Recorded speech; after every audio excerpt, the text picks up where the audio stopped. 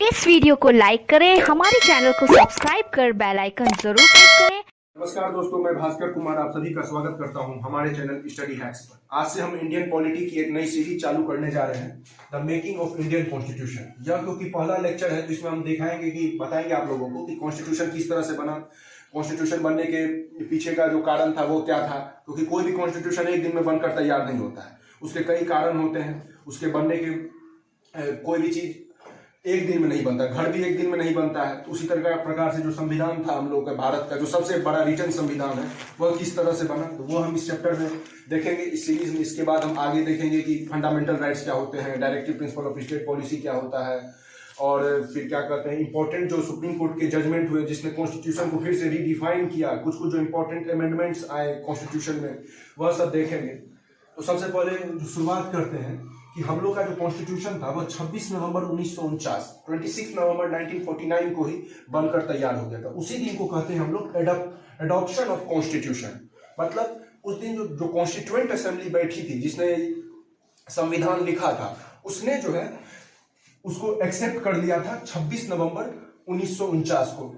लेकिन जो commencement of the constitution वह हुआ 26 जनवरी 1950, 26 जनवरी 1950, जिसको हम लोग रिपब्लिक डे के तौर पर भी जानते हैं।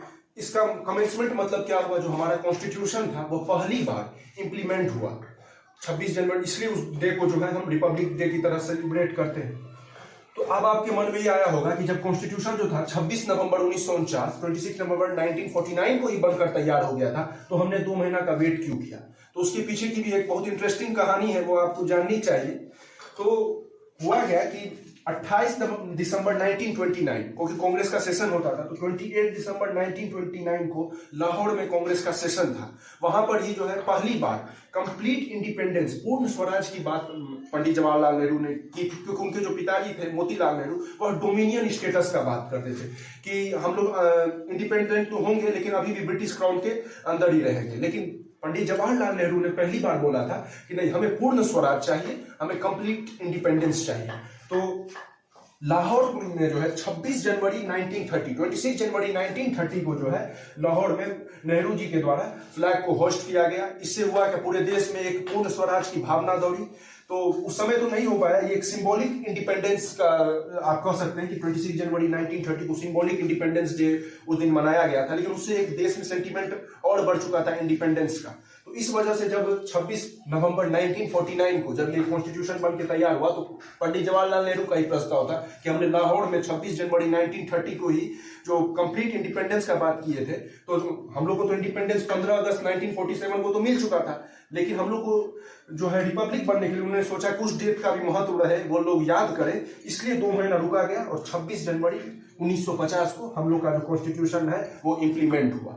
और 26 नवंबर 1949 को जो है हम कॉन्स्टिट्यूशन डे से जानते हैं, और 26 जनवरी 1950 को जो है हम रिपब्लिक डे के नाम से जानते हैं। ये क्योंकि आपसे पूछ सकता है कंपटीशन में कि कॉन्स्टिट्यूशन डे कब मनाया जाता है या रिपब्लिक डे। ये तो अब चलिए बहुत बच्चा वाला क्वेश्चन हो गया, रिपब्लिक डे कब हुआ, लेकिन जो कॉन्स्टिट्यूशन डे कब है, तो 26 नवंबर को हम कॉन्स्टिट्यूशन डे मनाते हैं।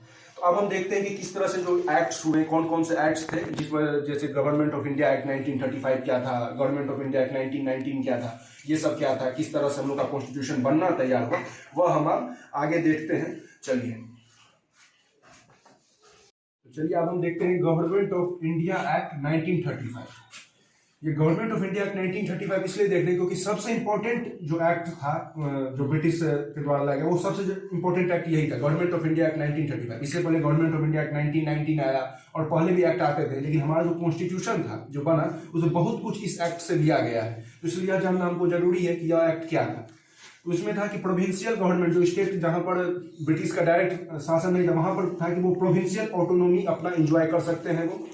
वो सेफ गार्ड माइनॉरिटीज के लिए प्रोवाइड किया गया इस देश में, जैसे कि आप मुस्लिम, सिख, एंग्लो इंडियंस सबके लिए सेफ गार्ड की उन लोगों के साथ कुछ गलत ना हो जाए। तो तीसरा था कि जो division of power between federation and provinces, जो सेंट्रल गवर्नमेंट और स्टेट गवर्नमेंट के बीच में जो क्या पावर का डिवीजन होगा, वह भी इसी एक्ट के द्वारा पता चला। तो अब आप देखेंगे, अभी आपने पढ़ा होगा पॉलिटी में कि स्टेट लिस्ट होता है, सेंट्रल लिस्ट होता है, कॉन्करेंट लिस्ट होता है, जिसपे दोनों कानून बना सकते हैं। तो वह जो था ये गवर्नमेंट ऑफ इंडिया एक्ट 1935 से ही आया था। और जो फेडरल कोर्ट का भी इस्टेब्लिशमेंट हुआ, जिसमें आपको अगर फेडरेशन और प्रोविंस, अगर सेंट्रल गवर्नमेंट और स्टेट गवर्नमेंट में डिस्प्यूट हो जाए तो उसके लिए एक फेडरेशन कोर्ट का भी इस्टेब्लिशमेंट हुआ। जैसे आज के दिन में आप समझ सकते सुप्रीम कोर्ट, मान के चलिए अगर बिहार गवर्नमेंट और सेंट्रल गवर्नमेंट किसी पॉलिसी पे नहीं मान रही है तो उसका डिस्प्यूट कहाँ रिजॉल्व होगा, वो रिजॉल्व होगा सीधा सुप्रीम कोर्ट ऑफ इंडिया में। उसी टाइप का तो सुप्रीम कोर्ट का जो थोड़ा कंसेप्ट था कि जब स्टेट और सेंटर में लड़ाई हो जाए तो कहाँ रिजॉल्व होगा, तो वह फेडरल कोर्ट का जो आया था कंसेप्ट, वो ये गवर्नमेंट ऑफ इंडिया एक्ट 1935 से आया। तो अब आप देख लिए होंगे कि गवर्नमेंट ऑफ इंडिया एक्ट 1935 से कितना कुछ हमारे कॉन्स्टिट्यूशन में अभी भी आप मिल रहा है। तो आगे हम देखेंगे नेहरू रिपोर्ट 1928। जो नेहरू रिपोर्ट था वह पहला अटेम्प्ट लिया गया था इंडियंस के द्वारा अपना खुद का कॉन्स्टिट्यूशन बनाने के लिए। तो चलिए अब हम नेहरू रिपोर्ट 1928 को देखते हैं।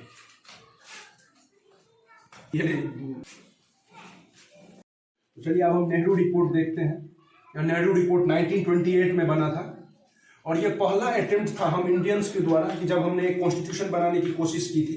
1928 में हम लोगों ने पहला अटेम्प्ट किया था और इसको अटेम्प्ट किया था, इसके जो चेयरमैन थे वो मोतीलाल नेहरू थे। मोतीलाल नेहरू कौन हुए, वो पंडित जवाहरलाल नेहरू के पिताजी थे।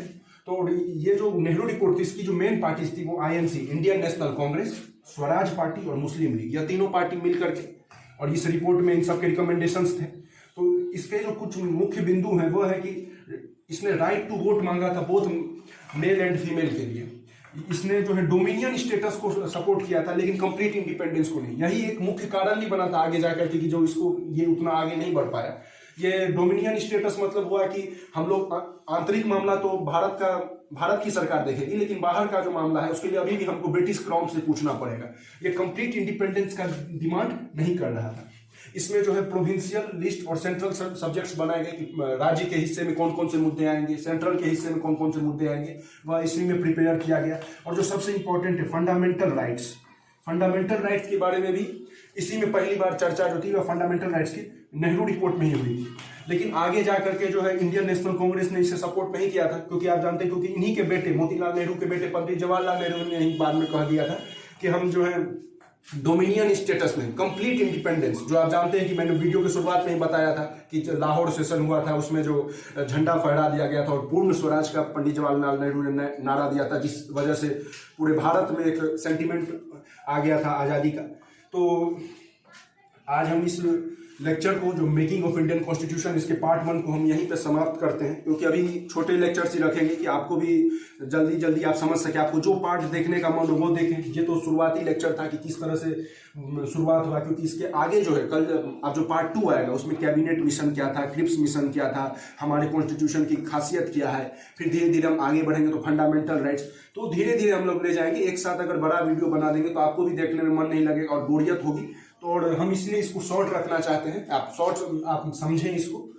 तो इसी तरीके के वीडियो को देखने के लिए एक रीजनिंग की तो क्लासेस हमारी चल ही रही है और पॉलिटी की भी हमने शुरू कर दिया है। तो इंडियन कॉन्स्टिट्यूशन आप समझेंगे, बहुत अच्छा लगेगा। आप चाहे तैयारी करते हो ना करते हो, भारत का संविधान जानना हर एक के लिए जरूरी है, क्योंकि इससे आपको अपने अधिकारों के बारे में पता होता है। तो यह वीडियो सीरीज आप जरूर देखें। यह हमारा पहला वीडियो था। हमें कमेंट में बताएं कि आपको यह वीडियो कैसा लगा और आप सुझाव दें कि हम किस तरह और बेहतर हो सके।